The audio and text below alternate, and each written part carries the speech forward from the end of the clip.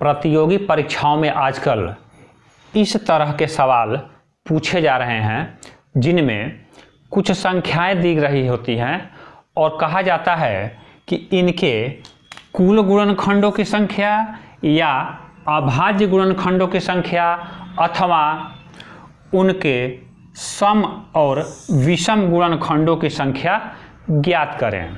जैसा कि आप जानते हैं कि किसी संख्या का गुणनखंड का मतलब होता है कि उस संख्या में किन किन संख्याओं से भाग चला जाता है, उन्हीं संख्याओं को दी गई संख्या का गुणनखंड कहते हैं।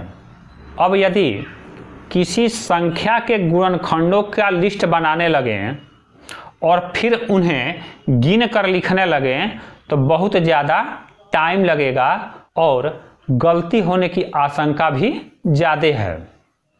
तो ऐसे सवालों को हल करने के लिए कुछ नियम है जिनकी सहायता से हम बड़े ही आसानी से और कम समय में ऐसे सवालों को हल कर सकते हैं। आइए इन नियमों को समझते हैं। ये सभी नियम मैंने बोर्ड पे लिख दिए हैं, इन्हें आप एक बार ध्यान से देख लीजिए और सवाल लगाते समय हम इनका अभ्यास भी कर लेंगे। नियम ये कह रहा है कि सबसे पहले दी गई संख्या को अभाज्य संख्याओं यानी 2, 3, 5, 7, 11, 13 इस तरह की संख्याओं के घातांकीय रूप में गुणा करके लिख लिया जाता है। इसका मतलब ये है कि यदि कोई संख्या n दी गई हो तो उन्हें अभाज्य संख्याओं के घातांकीय रूप के गुणा के रूप में हमें लिख लेना है। अभाज्य संख्याओं का मतलब आप जानते हैं 2, 3, 5, 7, 11, 13, 17 इस तरह की संख्याओं के सिर्फ 2 ही गुणनखंड होते हैं, यानी ये संख्याएं एक से और अपने आप से ही विभाजित होती हैं। यहाँ सूत्र में P1, P2, P3 आदि का मतलब इन अभाज्य संख्याओं 2, 3, 5, 7, 11 इन्हीं से है। अभी जब सवाल लगाएंगे तो अच्छे से समझ में आ जाएगा। चाहे हमें कुल गुणनखंडों की संख्या ज्ञात करनी हो, चाहे अभाज्य गुणनखंडों की, चाहे सम चाहे विषम, इतना प्रोसेस तो करना ही करना है। उसके बाद 4 अलग अलग नियम हैं। यदि हमें कुल गुणनखंडों की संख्या ज्ञात करनी हो तो पहला नियम कह रहा है कि इन घातों में एक जोड़कर गुणा कर लेते हैं। यानी यदि हमें कुल गुणनखंडों की संख्या ज्ञात करनी हो तो इन अभाज्य संख्याओं के ऊपर जो घात लगे हैं इनमें एक एक जोड़ के हमें गुणा करते जाना है। इस तरह से जितने भी अभाज्य गुणनखंड हैं सबका हम गुणा कर लेंगे और जो गुणनफल आएगा वो कुल गुणनखंडों की संख्या होगी। यदि सवाल में दिया हो कि दी गई संख्या के अभाज्य गुणनखंडों की संख्या ज्ञात करनी हो तो दूसरा नियम कह रहा है कि घातों को केवल जोड़ लेते हैं। यानी अभाज्य गुणनखंडों की संख्या ज्ञात करनी हो तो ये जो घात लगे हुए हैं A, B, C वगैरह इन्हें आपस में केवल जोड़ लेना है। जितने भी होंगे सबको जोड़ते जाना है। एक बार और क्लियर कर लीजिए, यदि कुल गुणनखंडों की संख्या ज्ञात करनी है तो इन घातों में एक एक जोड़ के उनका आपस में गुणा करना है और यदि केवल अभाज्य गुणनखंडों की संख्या ज्ञात करनी है तो इन घातों को केवल आपस में जोड़ देना है। यहाँ गुणा है, यहाँ जोड़ है। इसी तरह दी गई संख्या के सम और विषम गुणनखंडों की संख्या ज्ञात करने के लिए नियम नंबर 3 और नियम नंबर 4 लिखा गया है। इनको हम सवाल लगाते समय समझेंगे। इन नियमों को अच्छे से समझने के लिए सबसे पहले हमने एक छोटी सी संख्या 60 ली है। बाद में हम बड़ी और कठिन संख्याओं पर भी अभ्यास करेंगे। 60 के गुणनखंड का मतलब ये होता है कि किन किन संख्याओं से 60 में भाग पूरा पूरा चला जाएगा। मैंने लिस्ट बना दिया है। 60 में 1 2 3 4 5 6 10 12 15 20 30 और 60 इन संख्याओं से पूरा पूरा भाग जाएगा। यानी कि ये सभी संख्याएं 60 की गुणनखंड हैं।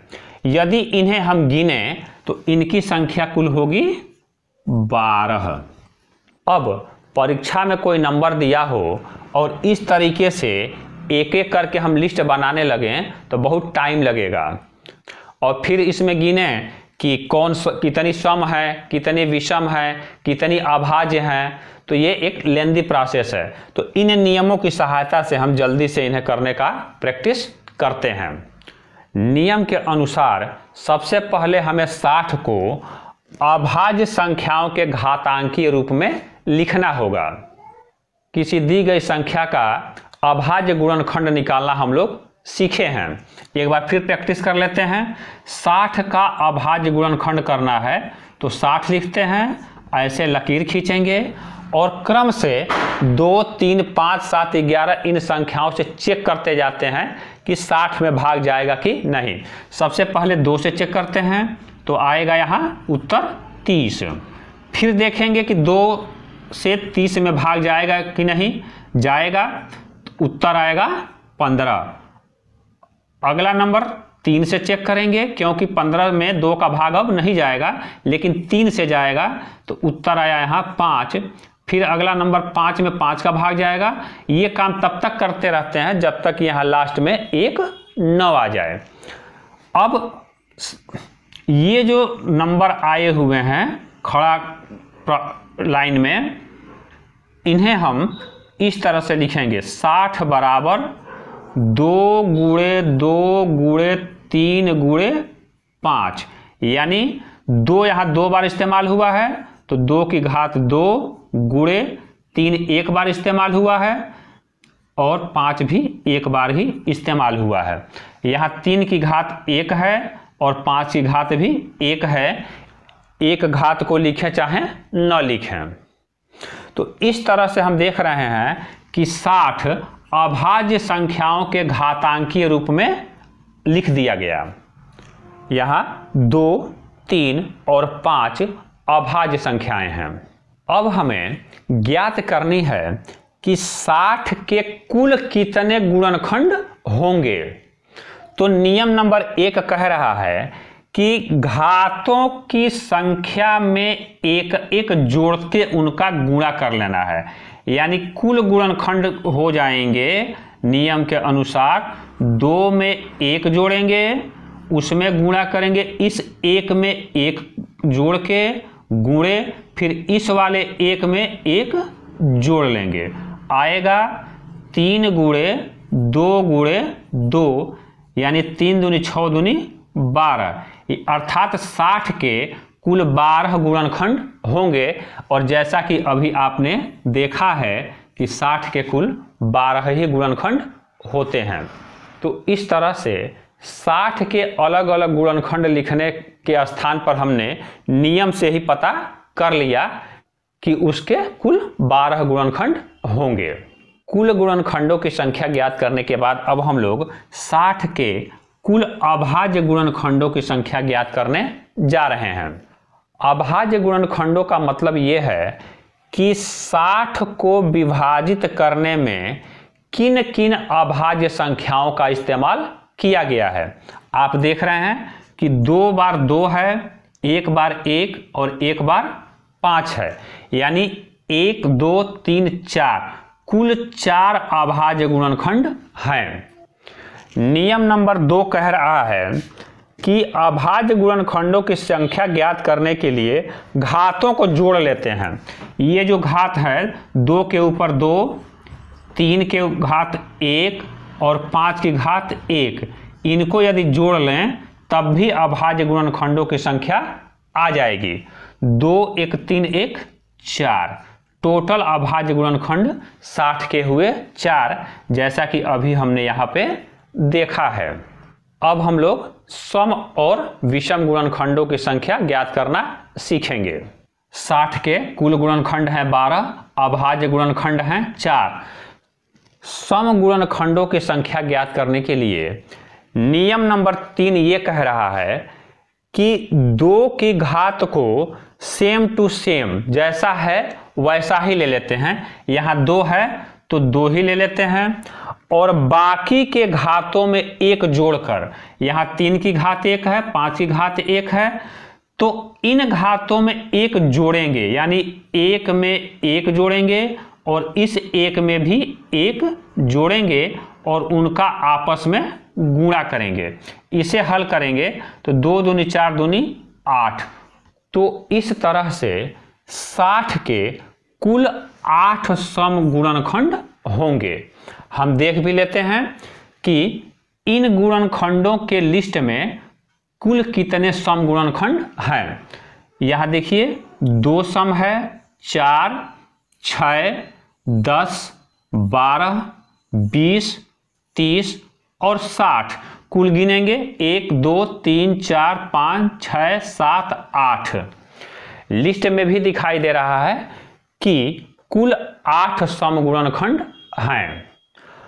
और विषम गुणनखंडों की संख्या ज्ञात करनी हो तो एक तो तरीका है कि कुल गुणनखंडों में से सम गुणनखंडों की संख्या घटा दें तो 4 आ जाएगा। और यदि विषम गुणनखंडों की संख्या हम नियम नंबर 4 से निकालना चाहें तो ये नियम कह रहा है कि 2 की घात को छोड़कर, यानी इसमें 2 की घात को नहीं लेना है और बाकी संख्याओं के घातों में 1 जोड़कर गुणा कर देना है। अर्थात केवल 3 की घात और 5 की घात में 1 जोड़ के उनका आपस में गुणा कर लेना है। 1 धन 1 गुणे 1 धन 1, ये यहाँ 1 है और यहाँ भी 1 है, इन्हीं में 1 जोड़ के आपस में गुणा किया जा रहा है। 2 दूनी 4, देखिए ये पहले से 4 आया हुआ है। यदि लिस्ट में देखें तो विषम गुणनखंड हैं 1, 3, 5 और 15, टोटल संख्या हुई 4। अब आइए कुछ बड़ी संख्याओं पर प्रैक्टिस करते हैं। अगला उदाहरण हमने 720 को लिया है। नियमानुसार सबसे पहले हमें इसे अभाज्य संख्याओं के घात के गुणा के रूप में लिखना है। 720 का हमने अभाज्य गुणनखंड कर लिया है और इसे घातांकीय रूप में लिख भी लिया है। 2 की घात 4 गुणे 3 की घात 2 गुणे 5 की घात 1। इसी बात को हमने फिर से यहाँ अच्छे से लिख लिया है। 720 के कुल गुणनखंडों की संख्या ज्ञात करने के लिए हम नियम नंबर 1 की सहायता लेंगे, जो कहता है कि इन घातों में 1 जोड़ के उनका गुणा कर लेना है। यानी कि 4 + 1 गुणे 2 + 1 गुणे 1 + 1 बराबर 4, 1, 5 गुणे 2, ये 3 हो जाएगा, गुणे 2, टोटल हो जाएगा 5 × 3 = 15 दूनी 30। 120 के कुल 30 गुणनखंड होंगे। मैंने 720 के सभी गुणनखंडों की यहाँ पे लिस्ट बना दी है। आप इनका मिलान कर लीजिए। आप इन्हें गिनेंगे तो कुल संख्या यहाँ पे 30 है। 720 के गुणनखंडों का यदि लिस्ट बनाकर गिनेंगे तो बहुत टाइम लगेगा और हो सकता है कि एक आध इसमें छूट भी जाएं और आपका सवाल गलत हो जाएगा। लेकिन नियम से करेंगे तो गलत होने का कोई चांस नहीं है। अब यदि अभाज्य गुणनखंडों की संख्या ज्ञात करनी हो तो जैसा कि हम जानते हैं 720 को विभाजित करने में जिन जिन अभाज्य संख्याओं का इस्तेमाल हुआ है उन्हें ही अभाज्य गुणनखंड कहते हैं। नियम के अनुसार इन घातों को केवल जोड़ देना है, यानी 4 + 2 + 1 बराबर 7। या आप गिन भी लीजिए 1, 2, 3, 4, 5, 6, 7। अब यदि सम गुणनखंडों की संख्या ज्ञात करनी हो तो नियम ये कह रहा है कि इस घातांकीय रूप में 2 की घात को जस का तस लिख लेते हैं, यानी 4 4 ही रहेगा, और बाकी के घातों में एक जोड़ के उनका गुणा करते हैं। 2 में 1 जोड़ेंगे और 1 में 1 जोड़ेंगे। यहाँ पे देखिएगा ये है, इनका गुणा करेंगे तो 4 तिहाई 12, 12 दूनी 24, कुल 24 सम गुणनखंड होंगे 720 के। आप इस लिस्ट की सहायता से भी इस उत्तर की जांच कर सकते हैं। विषम गुणनखंडों की संख्या ज्ञात करने के लिए 2 की घात को हम छोड़ देंगे, यहाँ 4 को छोड़ देना है और बाकी 2 + 1 गुणे 1 + 1 केवल इतने का ही हम गुणा करेंगे। 3 दूनी 6, यानी विषम गुणनखंडों की संख्या आई 6। बड़ी आसानी से समझ में आ रहा है। सम गुणनखंडों की संख्या 24 है और विषम गुणनखंडों की संख्या 6 है। दोनों को जोड़ेंगे तो कुल गुणनखंडों की संख्या यहाँ 30 पहले से आया हुआ है। आइए अब अगला उदाहरण समझते हैं। अगला सवाल है कि 80 की घात 10 के सभी और अभाज्य गुणनखंडों की संख्या ज्ञात करें। 80 एक भाज्य संख्या है, न कि अभाज्य। तो पहले दी गई संख्या को हम अभाज्य गुणनखंडों के रूप में लिखेंगे। हमने 80 का अभाज्य गुणनखंड कर दिया है और इसकी सहायता से यहाँ लिख भी दिया है। 80 बराबर 2 गुणे 2 गुणे 2 गुणे 2 गुणे 5 और उस पर घात लगा हुआ है 10। घातांक के चैप्टर में हम पढ़ चुके हैं कि x की घात m हो और उस पर घात n लगा हो तो ये घातों का यहाँ गुणा होके इस तरह से हो जाता है। और साथ ही x और y की घात m हो तो ये घात अलग अलग x पर चढ़ जाता है और y पे चढ़ जाता है, फिर आपस में उनका गुणा हो जाता है। इन नियमों का इस्तेमाल करते हुए हम यहाँ तक पहुँचेंगे। अब हमें 80 की घात 10 के कुल गुणनखंडों की संख्या ज्ञात करनी है। तो 2 और 5 के घातों में 1 जोड़कर उनका हम गुणा आपस में कर लेंगे, यानी 41 गुणे 11। इनका गुणा करने पर 451, यानी 80 की घात 10 के कुल 451 गुणनखंड होंगे। अब समझ लीजिए कि यदि उनका लिस्ट बनाने लगते तो कितना टाइम लगता, शायद हम बना ही नहीं पाते। इसी तरह यदि अभाज्य गुणनखंडों की संख्या ज्ञात करनी हो तो केवल घातों को आपस में जोड़ देना है, यानी 40 + 10 बराबर 50। अभाज्य गुणनखंडों की संख्या हुई 50। यहाँ ध्यान रखिएगा कि ये 50 80 की घात 10 के अभाज्य गुणनखंडों की संख्या है। यहाँ से कन्फ्यूज मत होइएगा। केवल 80 के अभाज्य गुणनखंड होते तो उनकी संख्या होती 1 2 3 4 5, लेकिन ये संख्या आई हुई है 80 की घात 10 के अभाज्य गुणनखंडों की। अगले सवाल में इतने बड़े नंबर का हमें कुल अभाज्य गुणनखंडों की संख्या ज्ञात करनी है। इस संख्या को पहले ही घातांकीय रूप में लिखा गया है, लेकिन ध्यान से देखने पे मालूम चल रहा है कि 7 और 11 तो अभाज्य संख्याएं हैं, लेकिन 4 अभाज्य संख्या नहीं है। इसलिए हमें 4 का अभाज्य गुणनखंड करना होगा। ऐसा इसलिए कि नियम ये कह रहा है कि दी गई संख्या को अभाज्य संख्याओं के घात के गुणा के रूप में लिखना है। तो 4 का हमने अभाज्य गुणनखंड यहाँ किया है 2 गुणे 2। 7 और 11 जस के तस उतर गए हैं। आगे का सारा काम घातांक के नियमानुसार करते हुए हम इस लाइन तक पहुँचेंगे। अभाज्य गुणनखंडों की संख्या ज्ञात करनी है तो केवल घातों को हम जोड़ देते हैं। यहाँ देखिए 22 + 6 + 2 बराबर 30, यानी इतनी बड़ी संख्या के कुल अभाज्य गुणनखंडों की संख्या होगी 30। अगला सवाल थोड़ा कठिन है, इतना बड़ा नंबर दिया गया है और इसके कुल अभाज्य गुणनखंडों की संख्या ज्ञात करनी है।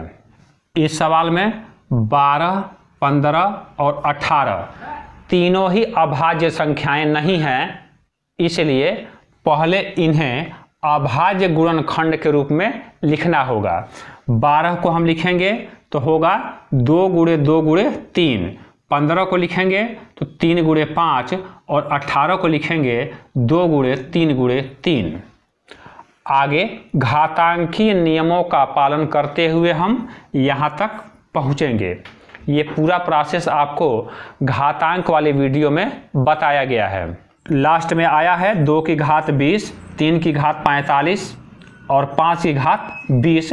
कुल अभाज्य गुणनखंडों की संख्या ज्ञात करने के लिए हमें केवल इन घातों को जोड़ देना होगा, यानी 20 प्लस 45 प्लस 20, इनका टोटल होगा 85, यानी कुल अभाज्य गुणनखंडों की संख्या 85 होगी। इस वीडियो का अंतिम सवाल 12 की घात 2 गुणे 25 की घात 2 के सम और विषम गुणनखंडों की संख्या ज्ञात करनी है। इस सवाल में भी 12 और 25 दोनों ही भाज्य संख्याएं हैं, इसलिए इन दोनों को पहले हमने अभाज्य गुणनखंड के रूप में लिखा है। घातांकीय नियमों का पालन करते हुए हम यहाँ तक पहुँचेंगे। उसके बाद सम गुणनखंडों की संख्या ज्ञात करनी है, तो 2 की घात को वैसे ही लिखेंगे, 4 ही रहेगा। बाकी के घातों में एक एक जोड़ के हम उनका आपस में गुणा करेंगे। 4 गुणे 3 गुणे 5 बराबर 60, यानी इतनी बड़ी संख्या में सम गुणनखंडों की संख्या होगी 60। विषम गुणनखंडों की संख्या ज्ञात करने के लिए 2 की घात को हम छोड़ देते हैं और बाकी के घातों को आपस में यहाँ गुणा कर लेते हैं। इनका गुणनफल आएगा 15, यानी विषम गुणनखंडों की संख्या होगी 15। टोटल गुणनखंड होंगे 60 प्लस 15, यानी 75। अब जरा कुल गुणनखंडों वाले नियम से देखा जाए कि 75 उत्तर आ रहा है कि नहीं। कुल गुणनखंडों की संख्या ज्ञात करने के लिए इन सभी घातों में एक एक जोड़कर उनका गुणा करते हैं। 4 में 1 जोड़ेंगे तो 5, 2 में 1 जोड़ेंगे तो 3 और 4 में फिर 1 जोड़ेंगे तो 5। 5 तिहाई 15, 15 पचे 75। देखिए नियम से भी हमारा सही उत्तर आ गया। और यदि अभाज्य गुणनखंड ज्ञात करना होता तो क्या करते, घातों को केवल जोड़ देते। 4 प्लस 2 प्लस 4 यानी 10, कुल 10 अभाज्य गुणनखंड होते। तो इस तरह से हमने इस वीडियो में हर तरह के सवालों की प्रैक्टिस कर ली है। उम्मीद है आपके समझ में आ गया होगा। अपनी किताब की सहायता से और भी ज़्यादा सवालों का आप अभ्यास करिएगा। बहुत बहुत धन्यवाद।